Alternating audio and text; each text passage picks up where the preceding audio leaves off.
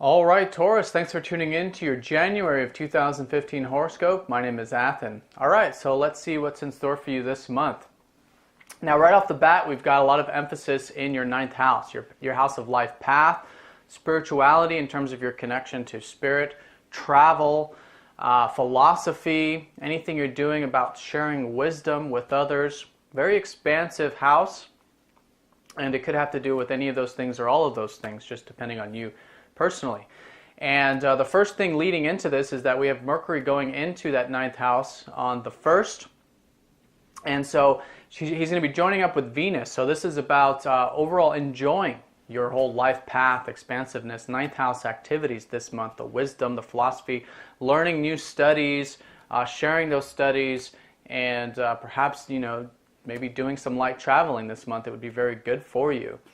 And so lots of activity here. I think you're going to be thinking about it. And this could be, those things could be a way for you to really meet people as well with Venus there, overall enjoying it, but also making connections through your adventure. This is the house of adventure. Be adventurous this month. You'll find that, whether it's adventure of the mind, adventure of the spirit, adventure of the emotions, or adventure of your physical body, which is a literal physical adventure, you'll find that very enjoyable, and you can definitely meet some contacts along the way.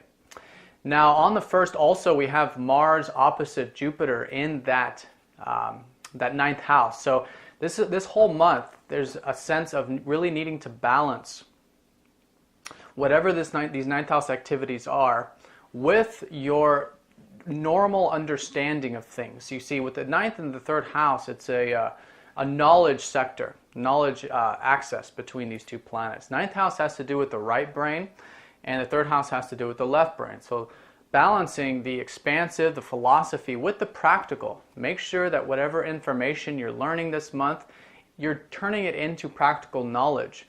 You don't want to unbalance it. You don't want to focus too much on the rational and practical and scientific, you might say, and then you'd be neglecting the possibilities and the spiritual side of things. You don't want to overemphasize the spiritual side of things, because then you're not grounded and you're missing the practical application to these things, which is of course so important.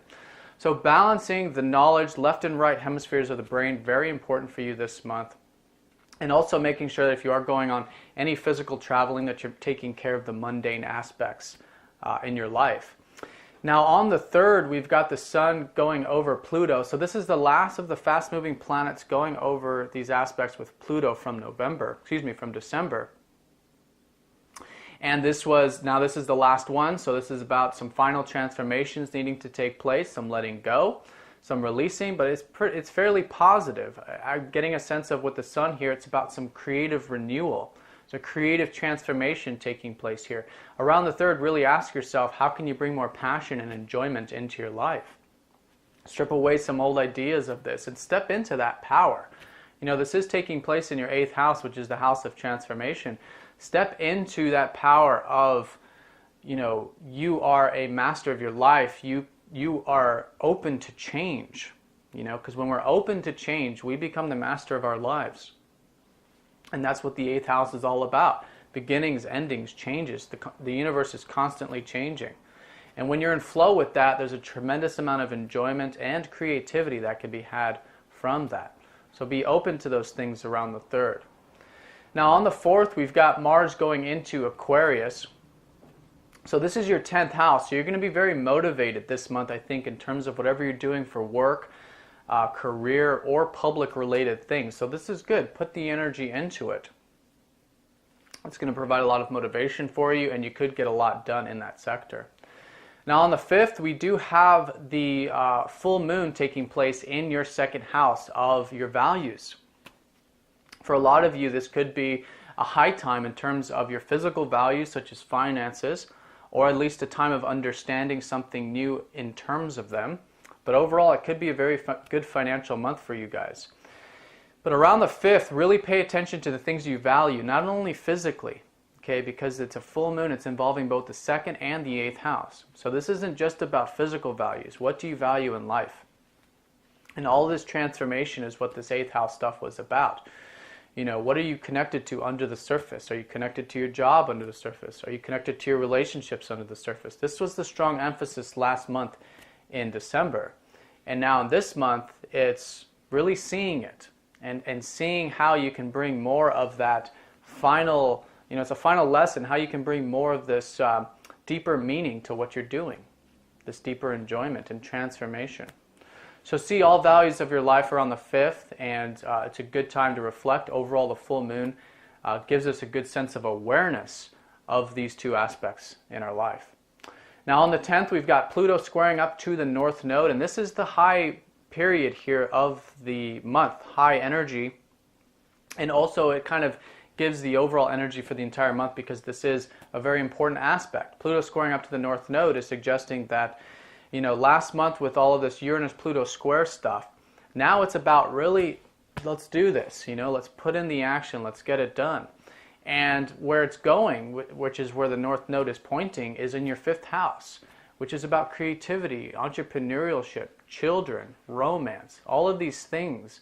How can you build a life that's abundant there? How can you bring more of those things into your life?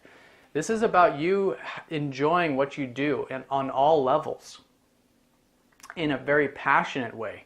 You have to have passion in your life. And this is the whole overall energy for you for this entire year with the North Node in that 5th house.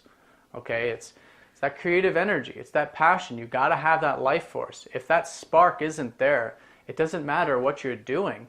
There won't be anything else. You have, in order to move forward, at this point in your life, you have to be enjoying what you're doing. Okay, very important. And this month is very important to start taking action there and starting to do something about it. Now on the 14th, we've got the Sun going into Capricorn. So this is, again, more emphasis in terms of anything 9th house related, expansiveness, travel, these sorts of things. I think here there's a lot of creative energy. And what I'm getting a sense of is overall with the 9th house is just about opening up. Having open horizons. You got to see the open fields, the open horizons. And when you do, then you can see the opportunities that are around you and you're feeling lively and it's supporting your North Node direction because the 9th and the 5th house are fire houses. They're about passion, adventure, and enjoyment. So really opening things up this month. I think overall you guys definitely by the 14th onward are going to really start to feel expansive and open, and, especially during that time.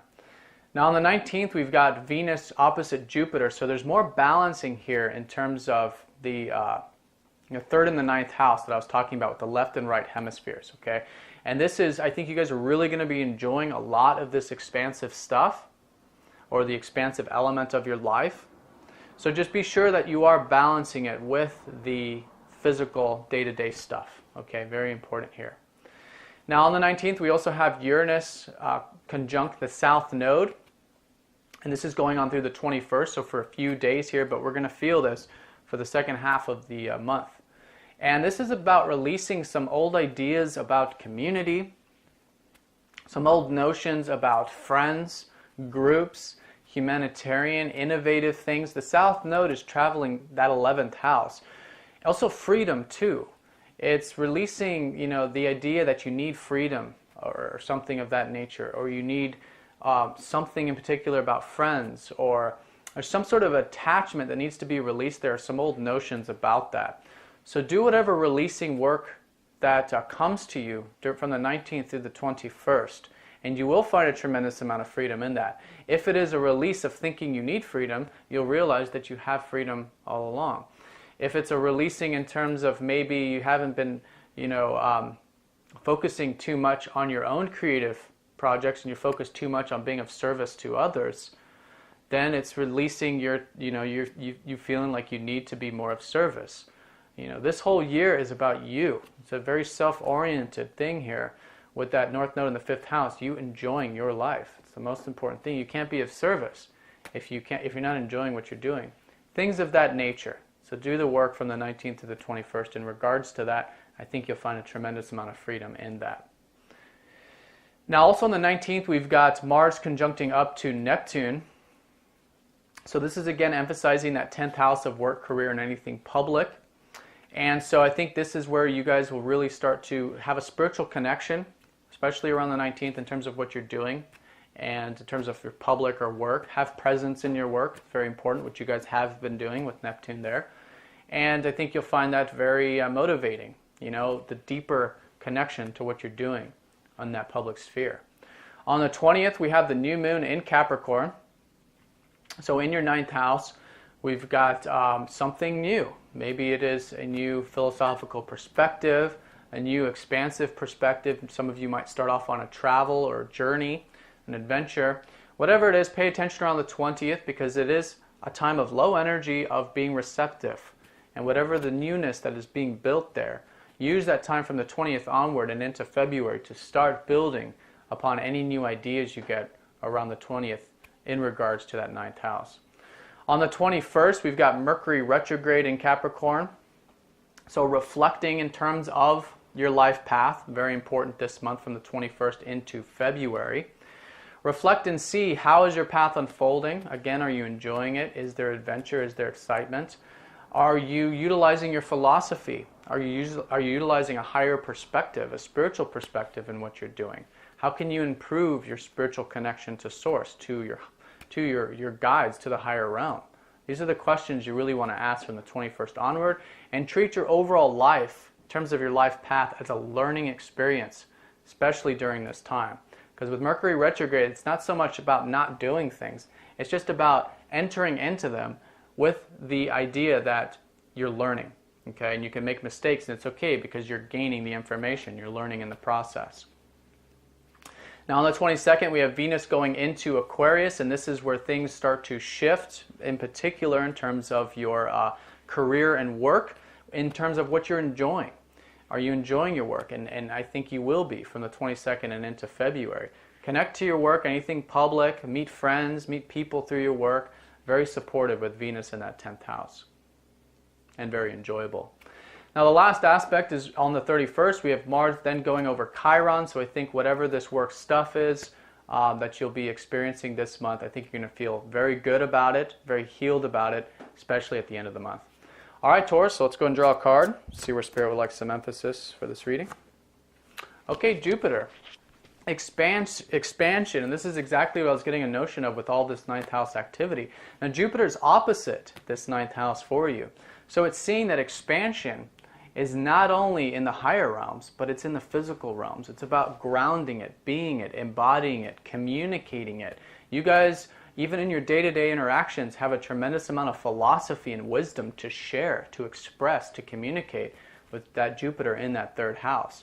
And with all this activity in the 9th, this is the month to really expand those things. Expand your communications, bring it down, anchor it. All right, Taurus, so I hope you enjoy. Please get in touch if you'd like a personal reading. You can click the link down below for a discount, for the YouTube discount. Hope you have a great month. Talk to you next time.